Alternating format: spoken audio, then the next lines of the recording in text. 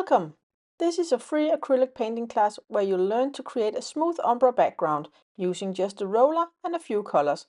No brushes, no stress. Let's get started. Hi there! In this video, I want to create this ombre background you see behind this YouTube painting. I'm doing it with a paint roller. The way I do it is by mixing my colors together on a piece of cardboard, then I actually start rolling on the first color. It's important that you have enough paint, that you've mixed plenty, so you can make a band all the way from one end to the other and really get it saturated well. It's also important that there's enough paint out to the side where the next color will be blended in, so the two colors have something to mix into, something they can blend with. As you can see here, there actually isn't much paint, so maybe it would have been a good idea to add more. Another thing, it's very important that you've mixed it properly before you start working. A couple of times, if you look at the roller, you can see a bit of red paint stuck on the edge, and then it drags a red line across, so make sure to mesh it well together before you begin. Now I take some red and then a bit of my orange, and the reason is that I'm slowly shifting my color upward. I'm making it darker and darker. I mash it well together here before applying it to the canvas. I make sure the roller is nicely saturated with the color before doing more. I start rolling next to the previous color and slowly begin blending into the orange area. As you can see here, the colors blend really beautifully. I could have added more paint here and it would have been totally fine, because as you can see, the roller runs just a little bit dry. The key is knowing when to stop, not to keep going too long. You can see here I start making a strong red line, so now I need to work those colors back into each other again. It's a bit of an art to find the right balance.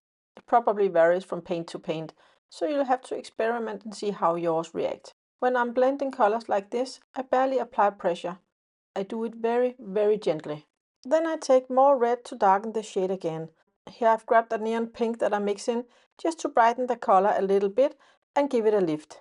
I don't know what it is with me and neon, but neon pink and orange red neon are absolute my favorite colors. They are in almost everything I do. Then I just continue on from here. This color hasn't become much darker, but it's a bit darker, and sometimes that's all you need. I could have started with the darkest color and toned it lighter and lighter, but because I'm ending in purple, my roller couldn't have gone back to orange, so I started light and moved darker. But if you were going from dark red to yellow, you could definitely tone it lighter, step by step, starting from the dark end. Now I take my purple and work it into the roller, making sure it's fully saturated, especially at the edges, so I don't make any messy mistakes. Then I start rolling it in. There's still a lot of red in the purple, which creates a beautiful color transition. I could have used another roller here, a new one, like we sometimes do with sponges when blending colors. But if you're doing 6 color transitions, you'll need a ton of rollers because new paint gets added each time. So I think this method, just gradually shifting the color, is simpler. Also, it shouldn't be the end with the handle that you press. You want to push that end towards the new color and let the other end be the blending edge, because you don't put as much pressure on that side. Now I continue with the purple, gradually building it up more and more. Again, I make sure I have enough paint on the roller and that it's spread evenly. I didn't have quite enough here. This section is a bit larger, so always make sure to mix enough paint, especially if you're working with leftovers, because you'll never match the same shade again exactly. There's still some red in the purple here. Oh look, now it's become a bit darker. Wow, that looks great. It's that in-between area, between the purple and the red, that creates a really beautiful ombre effect. It's a super cool technique using this roller. Now this is how I want it to look. When I'm done with the roller, I always wrap it in a freezer bag, press the air out, twist it shut and seal it. That way it's as good as new, even 2 weeks later if you need to use it again. Now I figure out where the U2 image should be on my canvas. I check against the text I plan to add to make sure everything fits behind. As you can see here, it comes right down behind the top of bonus head, and that's exactly how I planned it. Then it's time to pick up the marker and start outlining. When you do this, don't draw all the noise, those tiny black specks around the image. Just round things off and make nice clean lines. If it's too jagged, it's a nightmare to paint inside the lines later, and it's not necessary. I'd say the only part where it really matters is around the eyes, nose and mouth, the facial features that help identify the person. That's where it's important to include as much details as possible. The rest I just define as areas. At one point I also outlined bonus zipper, which is really jagged, but I decided, no thanks, I'm not going to paint all that in. It's not important for the piece. The main focus is actually the text that will be layered over, the message I want to send out with this piece. So I round off and define my areas to make it easier on myself and to give it a more cohesive look. Not something pixelated and choppy that's hard to look at. Especially if you're working from a pixelated image, with those small squares images are made of. Don't draw all those tiny spikes. Round them off. Sometimes I also move in front of the canvas to see if I've got everything right. That's a great idea. You can even put your hand in front to check if you've captured all the details, especially in the face. Then I'm just finishing all the sketching so I can start painting inside the lines. Now I start painting the subject. I'm not using black like I usually do. This time I'm painting in a purple color. To make the color a little transparent, I mix in a bit of water. As you can see here, I always keep a couple of damp clots nearby in case I accidentally paint outside the lines, which does happen. And then I just go ahead and start applying the paint in thin layers. I actually ended up painting it twice because the first layer wasn't opaque enough. Now I place my text where I planned for it to go, and then it's really just about doing what I always do, sketching it out.